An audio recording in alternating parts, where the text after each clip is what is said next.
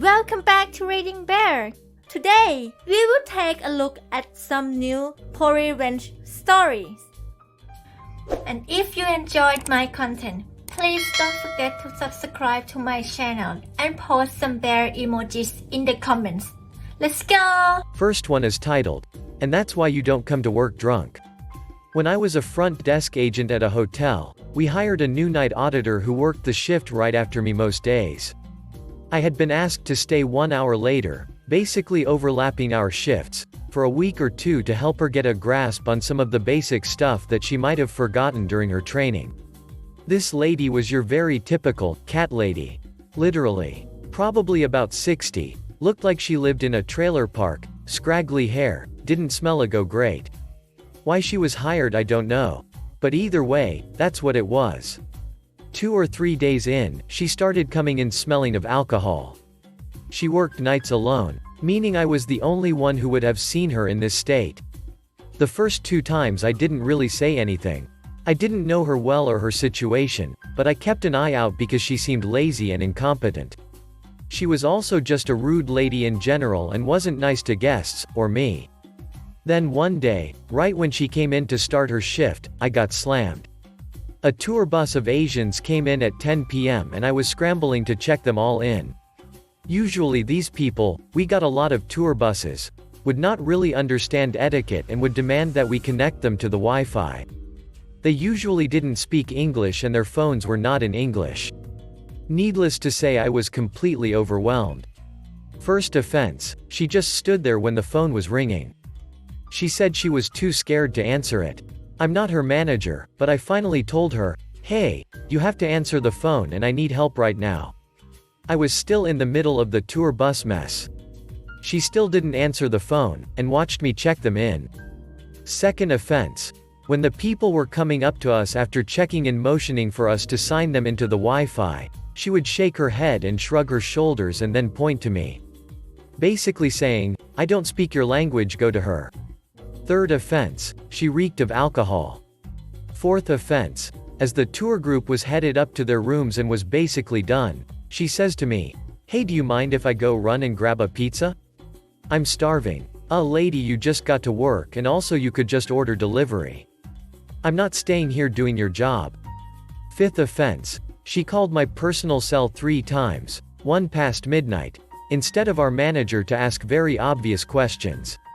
Sixth offense, she looked in my personal binder that I kept in the office for my login. She used my login to do all of her work that night. The next day, my manager was pissed at me because it looked like I had overbooked us because it was under my login. That was it. So 2 days later on my shift, she came in and I changed my tone. I asked her what her favorite bar was and we started talking casually. I secretly turned on my recorder on my phone and got her to admit to drinking right before work. She even admitted to driving drunk to work. Most incriminating? She asked if I wanted to sneak a bottle of wine from our bar later. I excused myself to the bathroom and called my manager. She showed up and I told her everything. I left. The next shift I learned she had been fired and escorted by police off the premises. They found drugs in her vehicle and arrested her in our parking lot. My reward? I knew how to look at the video cameras and watched the whole thing back with audio with my maintenance guy. Some people. Next one is titled, "Sometimes Revenge Comes from Being Professional." A couple of years ago, my husband and I moved to his hometown after spending time abroad and starting a business. We needed a job to make ends meet as we grew our business, so we both took a job as a server, bartender at a beautiful historic inn and restaurant in our town. The bosses were an old couple. We realized pretty quickly that the woman of the couple wore the pants, and that she had no idea what she was doing. In addition to this, she was a real a-hole. The place was horribly mismanaged, in a market where it was impossible not to make money. However, the hours were convenient since the restaurant was only open on a limited schedule, and we were the only servers who didn't have terrible substance abuse issues, so we quickly became the de facto managers. We are both business-minded people, and we started thinking that we could really run the place well if given the opportunity. After being there about 6 months, we made the owners an offer to run the hotel and restaurant for a year for a small salary, but with the potential for a huge bonus at the end of the year, calculated as a hefty percentage of any increase in profit over the prior year. After looking at all the numbers, we realized quickly that we had the potential to make a lot of money very quickly, with almost no expenses, as we would be living and eating there too. So when the owners accepted, we hit the ground running, and within 2 months, we were on track to quadruple the profit of the previous year. Not to brag, there was some seriously low-hanging fruit. Quickly, however, there were some big problems. We'd been told that we would get to move into the owner's suite quickly after we got some experience under our belts, but that never happened, so we spent the entire year living in a hotel room. We'd been told that we would have free rein in decision-making, but continued to be micromanaged like crazy. Just absolutely moronic crap like not putting flat and fitted sheets in the same washer. And we thought we knew what we were getting into with our bosses, but they turned out to be crazier than we ever anticipated. I could write a book on these people, and I actually am working on one, but for the sake of brevity, I will just say this. The guy of the couple was nutty, volatile, racist, and sexist, but I would have worked for 5 of him before I had to put up with one of his wife. She was all of the above, plus dishonest, greedy, conniving, manipulative, judgmental, haughty, and nearly every other vile attribute you can think up. All with the face of a bulldog eating a lemon. And we lived with them. We were never off the clock, and besides the part of the winter when the hotel closed for renovations, we had 3 days off the whole year, which we had to fight for tooth and nail. She wouldn't let us hire someone to work the night shift, so with our huge increase in business, this meant that we were often taking calls until 3 or 4 in the mornings on in-season weekend nights. We were exhausted and beat down, and even though we were racking up a large sum of money, our other business had a breakthrough, and we knew we couldn't last another year. We really turned the place around in a year. The owners were generally disliked in our small southern town, so we did a huge job in improving the public face of the business. Suddenly we had a local clientele. We were getting phenomenal reviews. We cleaned out the dead waitstaff and retrained the ones worth a damn. The chef, who was also an a-hole, hated the shake-up and being held accountable for the first time ever, so he tried to play hardball with the owners. He pulled a them or me, and we'd made them a ton of money, whereas he had never had a restaurant year in the black, so he got his walking papers and we got a way better chef. The business was outpacing our wildest expectations, and we were setting up the following year to be a truly exceptional year as well. Even though we knew we couldn't stick it out again, we wanted to do all we could to set them up for success. A month before our contract was up, we told the owners we would not be renewing our contract for the following year. They were shocked. We offered to stick around to help train a new management team and do whatever we could to make a smooth transition. We showed them the numbers, where we could hire a good GM, a restaurant and events manager, and around-the-clock front desk team for less than they would end up paying us for the year. They could sit on their biscuits and take it easy. They said they'd think about it. Come to find out through offhand little comments that the lady owner thought we were lazy and weren't working all that hard. She couldn't believe they'd gotten duped into paying us such a huge percentage of the profits. She had no concept of the additional workload that comes with tripling the business levels. They decided to go back to doing it all themselves. I will say that telling our team that we were leaving was one of the hardest things I've ever had to do. A lot of tears were shed, especially from the old-timers who knew how bad it was before we came. There was a bit Stockholm Syndrome going on in the early days. To the dismay of the owner, I'd also sent emails to all of my contacts, vendors, clients, customers, that we were moving on and that we'd been proud to continue the tradition of excellence. She hadn't wanted me to reach out, and just wanted to tell them we were gone when they called. Because that's super professional. We said our goodbyes with a fat check in our hands, and got the hell out of Dodge. We'd secretly bought a house 5 hours away, so we moved away in a jiffy. Now for revenge. When I realized that they didn't want to hire a new management team, we worked on compiling a huge manual for them on all new procedures, all events we'd booked, etc. I convinced them to sit down with me and go over it, but they didn't take it seriously, so I also trained the staff on whatever I could. That all fell apart immediately. The owner told the staff that we'd let them get lazy and that things would be changing. In her mind, this meant calling up events that had already signed contracts and try to squeeze more out of them, in spite of the fact that we'd nearly doubled the average event value and booked twice the events, and overstaffing servers, who she didn't have to pay much, and understaffing housekeepers, who she did have to pay. Oh, and overtime pay? It doesn't matter that you worked 45 hours, she's not paying time and a half. I'm aware that the last one is illegal and I've informed the affected employees as such. She was also drinking more than ever and verbally berating both staff and guests. We had prided ourselves on making our staff feel valued and appreciated, and they were loyal because of it. What she failed to realize was that they were loyal to us, not to the business or to her. So they left. All of them. That great new chef? He quit less than a month after we left. All the waitstaff? They followed suit one by one. The entire housekeeping staff, all of whom had been there for over 4 years. They quit last week. The whole housekeeping staff. It's the middle of the high season and the owners had to clean 45 rooms. The chef they hired to replace the other chef? Walked out. They've now been through 3 chefs in 10 months. The reviews are plummeting. My husband's parents still live in the town, and people often ask about us to wish us well. We left politely and spoke highly of the owners to anyone who would listen, but everyone tells his parents that they couldn't believe we were able to do it for a year.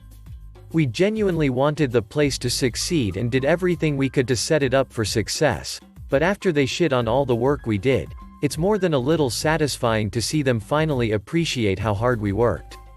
Next one is titled, 2 million duck ewes. Recently worked on a project that went wrong. All my crew did their jobs, but the people who got me to engage them all did so without having raised the essential finance, and lied about it. Hundreds of thousands of dollars owed to suppliers and crew by the time they admitted it. Horrid mess, lots of court threats, lots of people ducked over, the legality of improper trading certainly questionable, etc. And my good name and reputation wrecked. As it became clearer that I wasn't going to be paid, I figured it was worth inflicting damage. The same company had enough cash to invest in other projects whilst refusing to pay their debts on this one, and someone needed to suffer. Quick shout to the tax office for starters, pointing out that some of the reported figures simply could not be correct, and that they may choose to investigate. That's just good manners. The real meat was catching an investor in time. This investor was good for about $1.5 million to $2 million. They were very excited to have reeled him in to cash flow their other projects. By absolute coincidence, a friend in the same industry was introducing this investor, and happened to hear of this crashed project, and looked up the records and saw my name involved. We go a long way back. He called me to ask about what had happened. We had a long chat. It turned out someone we both knew was taking this investment to the company, had misrepresented the situation somewhat, and was due to make a personal $50,000 to $100K from hooking this investment. It was a lovely chat. Once we unpicked the maze of companies and who did what with whom and whose money, my old friend called the investor. This was on a Saturday. The paperwork was due to be signed on Monday. Ducking killed the deal right through the heart with a stake. Millions of dollars of investment and tens of thousands of finder's fees all turned off in a single call. They don't know it was me, and never will, as they are very litigious, and it's ducked them over admirably in a very small industry. And all down to the generosity of the gods getting an old friend to get in touch with perfect timing. And I'm not finished. They're still lying and not paying people and suppliers for work done for them on that project. So I figure I'm a secret superhero, and if I get any more opportunities I'll inflict more damage. I can't myself ever letting this one go, at least until every penny has been paid. Maybe a little longer to pay for my reputational damage, too. Next one is titled, The Best Las Vegas Weekend Getaway Ever.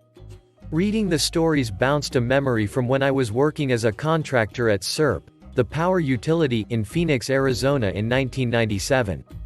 My coworker Tim had a girlfriend, and she and he made plans to go to Las Vegas over a long weekend to celebrate their 3-year anniversary.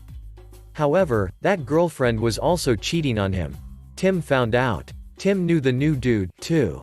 Tim decided to play it cool and plan. Tim broke up with his girl a few days before the big trip. He initiated the breakup by calmly telling her that he knew about new dude, and had for a while, and that she should make other plans for the big trip weekend. And that she should move her crap out of the apartment before then, and she did. Friday rolls around and Tim takes off for Las Vegas with his best friend, the two of them intent on partying the pain away in a way that only Las Vegas movie montage can provide. But before he left he put his skills to work, and the execution was sublime. He wrote a little script for his modem dialer program, yay, dial-up. In the 602 area code, back in the day, 2 prefixes, 20,000 numbers, were dedicated exclusively to pagers. His dialer script dialed each number in those 2 prefixes sequentially, paused 10 seconds, added his, now ex-girlfriend's number, a space, and 911, then hung up, did the same for new dude's number, and then moved on to the next number.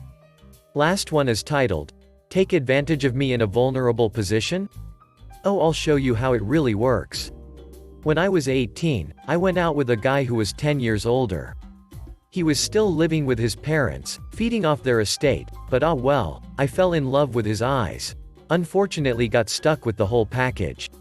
He was unbelievably controlling, over-the-top jealous, and he kept invading my every moment, i.e. found out where I was having dinner with some friends, showed up by coincidence, to check if there were guys in our company, stayed without being invited.